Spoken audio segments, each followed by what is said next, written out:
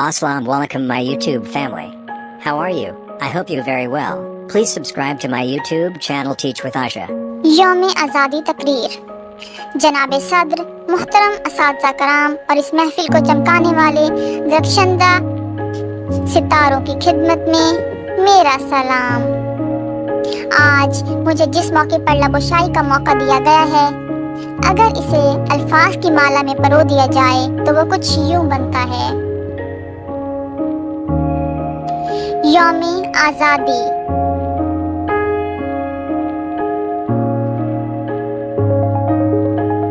कौमों की तारीख में ऐसे दिन भी आते हैं जो हमेशा याद रखे जाते हैं।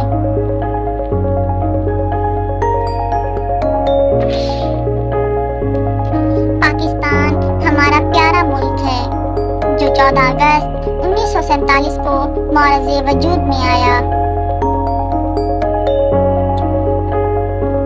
वो महीना रमज़ानुल मुबारक और रात लैलतुल क़द्र की थी जब मुसलमानों को यह खुशखबरी नसीब हुई।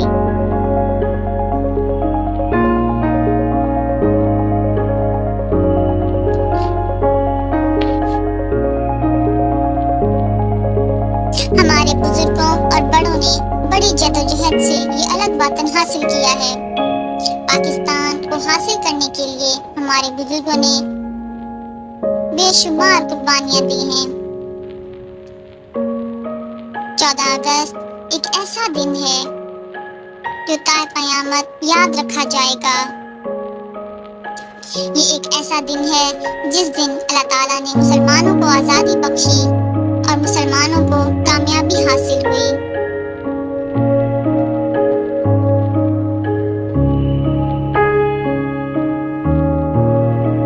हमारे कौमी शायर डॉक्टर इलामा मोहम्मद इकबाल ने 23 मार्च 1940 में अलग वतन के हसूल का मुतालबा किया और आखिरकार कलील वक्त में पाकिस्तान दुनिया के नक्शे पर उभर गया।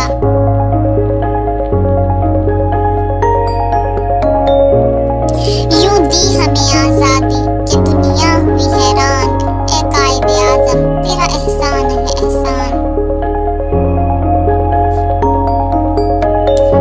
पाकिस्तान बनने से पहले पूरे बड़े सगीर पर तकरीबन 100 साल तक अंग्रेजों का कब्जा रहा। अंग्रेजों के कब्जे से पहले बड़े सगीर पर मुसलमानों की हुकूमत थी। बड़े सगीर में रहने वाले तमाम मुसलमानों का मुतालबा था, वो अलग वतन चाहते हैं जहां वो अपनी मर्जी से अपनी जिंदगी बसर कर सके।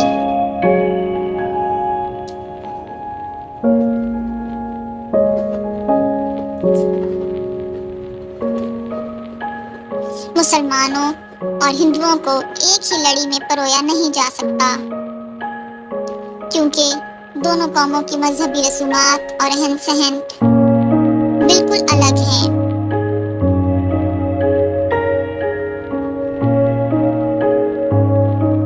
आखिरकार मुसलमान अलग वतन के हसूल में कामयाब हुए,